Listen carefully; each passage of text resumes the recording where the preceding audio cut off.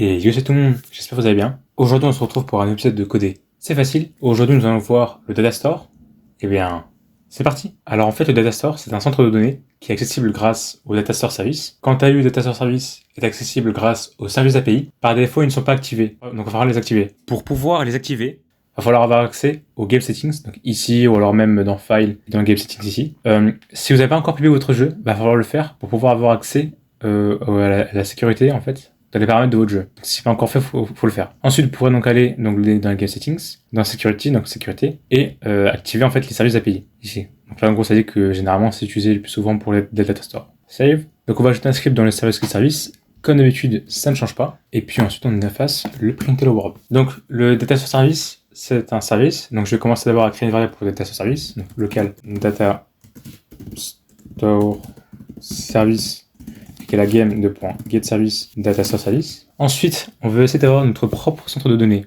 Donc pour cela, on va du coup pouvoir utiliser Data Service. Donc local mon data store égale Data Store Service de .get Data Store. Et donc il va falloir que je donne un nom à mon centre de données. Donc quand je commence en fait à donner un nom, automatiquement ça va commencer à créer un nouveau centre de données. Donc je vais le nommer test data. Voilà. Donc là on a notre centre de données. Donc ce qu'on peut faire principalement, c'est insérer des données dans les serveurs de Roblox, d'ailleurs qui sont externes, et pouvoir ensuite, plus tard, par exemple, les récupérer. Donc, je vais commencer d'abord à insérer des données, donc mon datastore .setAsync. Donc là, du coup, je vais commencer à insérer des données dans les serveurs de Roblox. Il va falloir que j'entre une clé spécifique pour la donnée spécifique aussi, que je vais donner à la clé. Et autrement dit, la clé qui sera donnée dans le centre de données. Donc la clé, je vais donner, par exemple, on commençait, je vais mettre superdash, voilà, superdash, voilà, comme clé.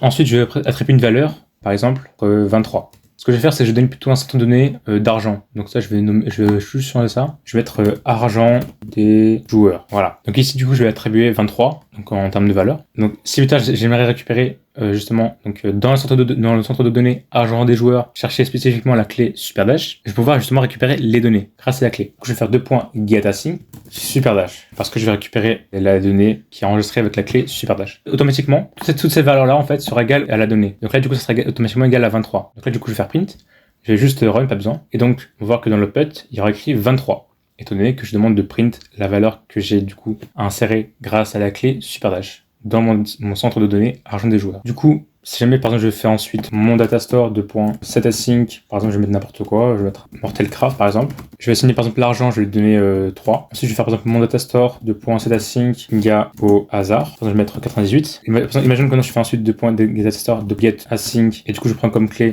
au hasard. Vous l'aurez deviné, j'aurai comme donnée 98. Du coup là on va voir que directement il y a écrit 98. Donc là on a vu un peu la base du datastore, comment ça fonctionne, etc. On va voir maintenant donc d'autres méthodes qui peuvent être utilisées, comme par exemple updateAsync.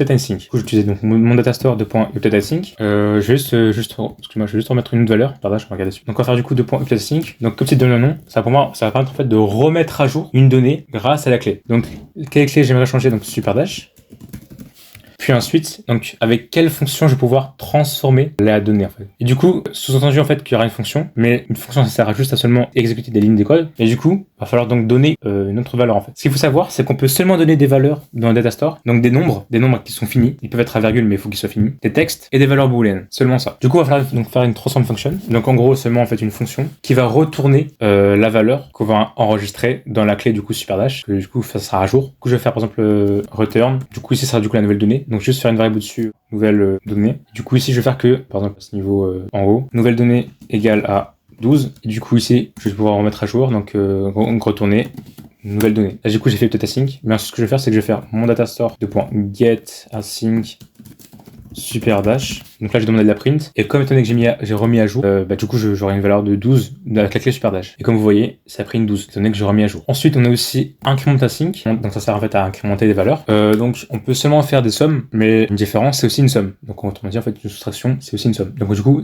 imaginons que vous aurez ajouté, ou imaginons que vous aimeriez par exemple soustraire des nombres dans la donnée, ça serait possible. Donc soustraire ou alors additionner. On peut pas par exemple multiplier ou alors diviser, il va falloir juste récupérer la donnée pour ensuite la multiplier. Mais avec incrementAsync c'est pas possible. Donc incrementAsync, la clé, je modifie superdash. Donc là, du coup, ça va automatiquement en fait additionner au départ. Si jamais j'aimerais soustraire, je vais du coup donner un nombre négatif. Imaginons qu'on veut ajouter 4, puis ensuite que je demande à faire mon datastore .getAsync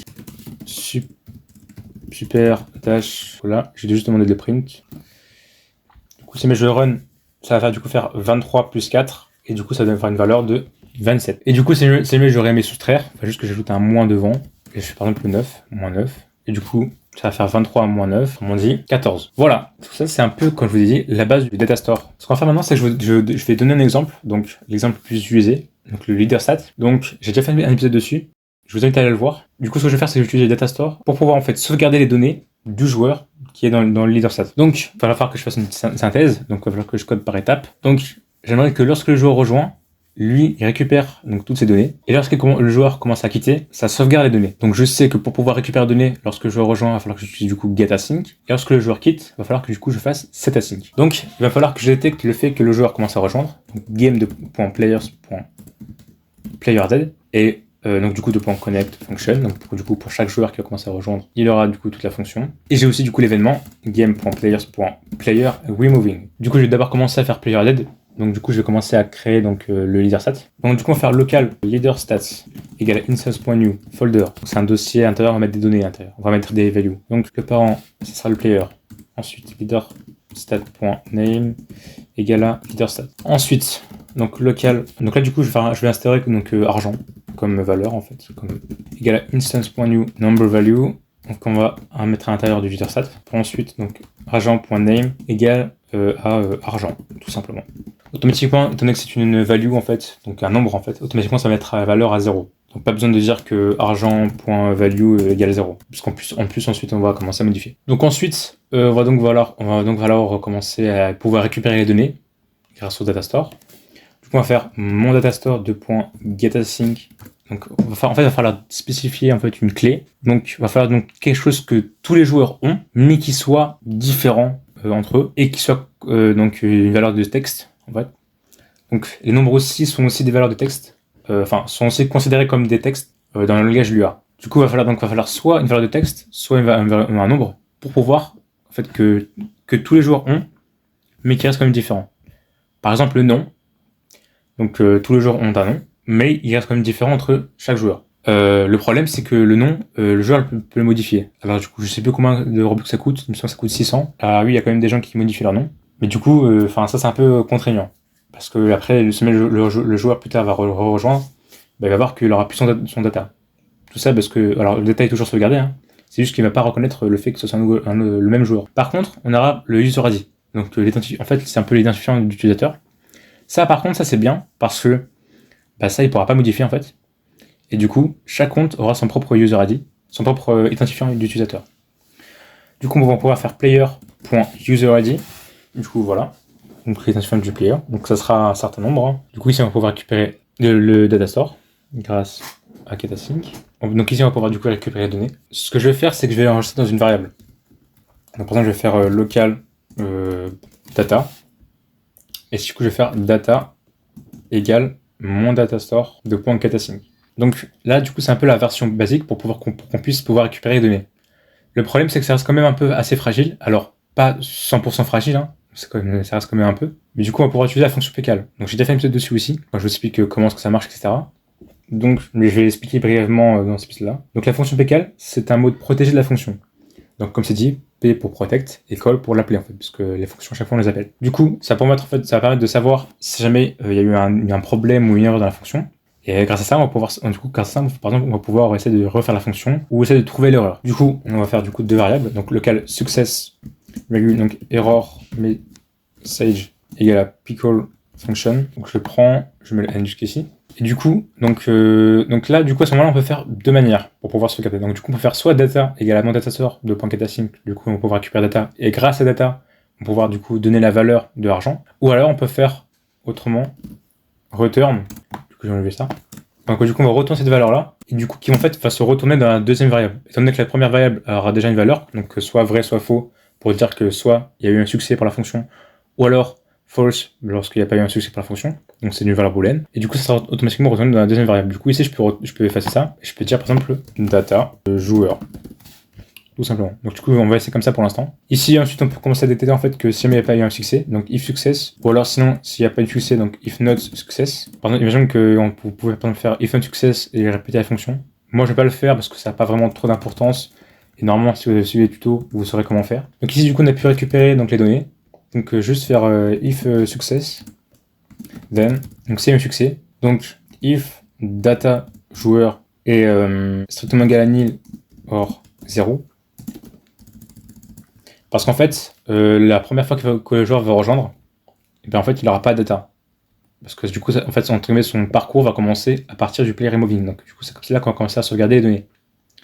Parce que la première fois qu'il va rejoindre le joueur, ben, il n'aura pas encore de données. Parce que ici, ça va chercher les données dans le centre de données, s'il y en a une. Et du coup, on va faire if success. Au cas où. Par contre, par défaut, si du coup, il ne trouve pas directement les données, ça va donner en fait une donnée en fait qui sera nil. Donc là, du coup, je fais nil. Donc en gros, ça veut dire que c'est vide. En gros, ça veut dire qu'il n'y a rien comme donnée. Ou 0 au cas où, parce que des fois, ça peut convertir automatiquement à 0. Du coup, je fais que si jamais il y a écrit nil ou 0, alors du coup, à ce moment-là, donc argent.value sera égal à 0. On va pas donner notre valeur alors qu'il n'a pas eu de notre valeur. Sinon, argent.value égale à data joueur. Du coup, là, la partie donc, du player added, donc lorsque le joueur commence à rejoindre, est faite. Ensuite, du coup, on va faire la partie lorsque le joueur commence à quitter. Donc ici, on va pouvoir récupérer le player. Donc, je commence à écrire une variable pour l'argent, en fait, l'argent dans le leader set. Donc, du coup, je vais faire local argent égale à player.leader stats.argent. Du coup, si on va faire du coup mon datastore de .setAsync, parce que là, du coup, on va se les données. La clé, ce sera du coup la clé du coup comme on l'avait utilisé déjà au-dessus. Donc la clé du coup comme on l'avait au-dessus, ce sera du coup player.userid. Donc ici du coup ça sera aussi player.userid, parce que j'utilise le paramètre player dans la fonction grâce à l'événement player removing qui va du coup détecter lorsque le joueur commence à quitter. Du coup 2.setAsync. Donc du coup quelle valeur j'aimerais insérer? Argent.value, donc la valeur d'argent. Donc c'est censé fonctionner et très bien. Donc là du coup je vais juste faire jouer play. Du coup de base j'aurai une valeur de 0. Donc du coup ce que je vais faire c'est que je vais commencer à faire je vais par exemple une part et je vais ajouter par exemple un truc simple, un click editor, voilà. Donc, du coup je vais ajouter un script. Donc script.parent.click editor .withClick de .connect function. Automatiquement comme paramètre du coup on a le player. Du coup player.leader stats.argent.value plus égale 1, voilà, tout simplement, plus égale 1. Et donc là, je vais cliquer sur la part, ça va m'augmenter mon argent, voilà, comme vous voyez. Puis ensuite, je vais faire échappe L, je vais aller rejoindre du coup le jeu, et là, comme je vais revenir, il y a un problème alors. Quand ça récupère la valeur de data joueur, ça va mettre directement 0, puis ensuite ça va mettre la vraie valeur. Si jamais il y a une valeur, bien sûr. Donc, alors c'est un petit instant, mais ça reste quand même beaucoup pour pouvoir en fait juste laisser le temps à ce que le script continue à run, pour qu'ensuite ça remplit la condition pour que ça fasse directement la valeur de argent 0. Donc là, si jamais vous êtes observateur, vous allez pouvoir que directement j'ai pu avoir 9 d'argent, c'est-à-dire que le data store a marché. Je vais modifier, je clique encore une fois. Là j'ai 36 argent, je vais quitter, et puis je vais lancer donc le joueur play, le jeu play, enfin je vais lancer play quoi, tout court. Donc là vous allez voir que je vais avoir 36 d'argent. Voilà. Il peut aussi arriver que des serveurs se ferment. Heureusement pour ça, il y a un événement qui existe, donc game de bin to close. Ça appelle une function, donc function ici. Donc ça détecte en fait le fait qu'un serveur va commencer à fermer. Donc si jamais en fait ça arrive des fois, par exemple imaginons que le développeur force le fait que les serveurs se ferment, eh bien cet événement-là va commencer à se déclencher. Donc il peut y avoir donc des arguments si vous voulez, mais ça va pas servir à grand chose. Du coup on va faire for. Donc du coup pour chaque virgule player in hypers, et je vous invite à voir l'épisode sur les tables pour pouvoir comprendre ce que je suis en train de faire. Mais en gros, ce que je suis en train de faire, c'est que pour chaque joueur, dans la table de game.players.getChildren, donc d'où ici, pour chaque joueur, en fait, faire le fait de pouvoir set les données. On va faire mon datastore de .setAsync, donc player.userid. Quelle valeur? Eh bien, je vais du coup sauvegarder player.leader stats.argent.value. Donc du coup ça c'est un événement, donc voilà. Donc du coup là un peu sécurisé au cas où le jeu, au cas où que le serveur se ferme. Donc voilà. Par exemple, imagine que j'aimerais faire aussi, par exemple là j'ai fait argent des joueurs, mais imagine que j'aimerais faire par exemple vie des joueurs, ou alors temps de jeu des joueurs, enfin, ou alors j'aime des joueurs. Donc et bien en fait on peut aussi par exemple faire, par exemple mon data store, donc là par exemple je vais faire mon data store 2, par exemple, égale à datastore service de .getDataStore. En fait on a le name et on a le scope. Et en fait, scope, ça va spécifier encore plus le type de data. Imagine que je fais par exemple name, donc je vais faire par exemple data. Et dans le data, je vais spécifier autre chose, par exemple comme le scope, donc par exemple argent. C'est juste pour un peu plus d'organisation. Mais par contre, faire par exemple mon data sort 3, mon data sort 4, mon data sort 5, c'est pas vraiment très intéressant. Et il peut des fois même y avoir des erreurs, donc il faut faire comme gaffe. Du coup, dans ce cas-là, en fait, je conseille de faire des tables. Donc, comme je vous dis avant, si vous avez déjà vu l'épisode sur la table, vous allez comprendre tout à fait ce que je vais faire. Mais du coup, dans la table, il va falloir seulement sauvegarder des valeurs numériques, des valeurs de texte, ou alors des valeurs booléennes. Donc, on va faire très brièvement des petites choses. Donc, par exemple, je vais faire local argent. Je vais faire par exemple une autre number value, donc local niveau, donc égal à instance.new inValue. Donc du coup je vais mettre dans l'interstat aussi. Niveau.name égal à bien niveau. Puis voilà. Donc du coup, utiliser une table. Donc là, pas besoin de modifier ça, étant donné que ça, on pourra toujours sauvegarder dans la même table. On pourra toujours récupérer les données dans le même centre de données. Du coup, si jamais c'est égal à nil, alors argent.value égale à nil et niveau.value égale à 1. Puisque moi j'aime pas par exemple mettre un niveau 0. Après c'est comme vous voulez. Hein. Sinon, donc argent.value égale à data joueur. Sauf que moi je prends la valeur index donc qui s'appellera en fait argent. Pour ensuite niveau.value égale à data joueur. Ensuite niveau. Sauf que du coup, il va falloir aussi modifier dans player removing. Donc, c'est la sync. Qu'est-ce que j'aimerais insérer? Je vais faire local ma table. Parce que j'aimerais en fait sauvegarder dans une table. Donc, du coup, je vais faire, on va mettre la première index, ce sera du coup argent qui sera égal à argent.value. Et je vais juste faire une autre variable. Donc, local niveau égal à player.leader stats.niveau. Donc là aussi, je vais renommer l'index. Donc niveau. Donc il faut bien que je nomme pareil que comme j'ai écrit au-dessus. Hein. Donc ici du coup ça sera égal à niveau.value. Et du coup ici du coup je vais devoir je vais vouloir sauvegarder ma table. Et donc pareil un peu pour la chose de bit to close. Normalement si vous avez bien compris le système, ça va bien se passer. Hein. Vous pouvez même directement mettre une table sans même la nommer parce que ça va pas reconnaître la table. Juste ici manque une virgule. Il faut toujours séparer les index dans une table. Donc directement ici vous pouvez mettre vous pouvez juste aller vite juste copier-coller même.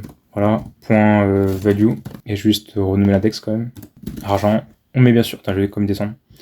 On met bien sûr le signe égal pour pouvoir signer le deuxième index, donc niveau, qui lui est égal à player.leader.stats.niveau.value. Et donc là du coup, tant que j'ai fait une table, et maintenant, j'ai fait une table pour le même centre de données. Et donc là, vous allez voir que ça va marcher. Enfin, non, ça va pas marcher parce que j'ai pas encore... Donc là, j'ai une erreur. Pourquoi? Parce qu'en fait, il va chercher dans le centre de données data joueur. Mais le problème, en fait, c'est que j'ai pas encore save. En fait, en gros, j'ai pas remis à jour à partir de ce niveau-là. J'ai pas en fait remis à jour ma nouvelle valeur. C'est encore sauvegarder l'ancienne valeur qui n'était même pas encore une table. Donc, ce que va falloir que je fasse, c'est que, du coup, étant donné que j'ai fait une erreur ici, ça a arrêté de run le code jusqu'à la ligne 43. Donc, pour pas trop que je me casse trop la tête, ce que je vais faire, c'est juste changer le nom du data ici. Je vais mettre argent des joueurs 1, et du coup, je vais relancer. Et du coup, là, ça va recommencer. Et du coup, ça sera un nouveau centre de données. Donc là, vous voyez que je joue. Donc là, j'ai niveau 1 et argent 0. Donc, il va falloir que je fasse, par exemple, comme j'ai fait avant avec la part, faire une part. Je vais faire brièvement un petit exemple. Hein. On va faire script. Ici, on va jouer un script. On va faire du coup script.parent.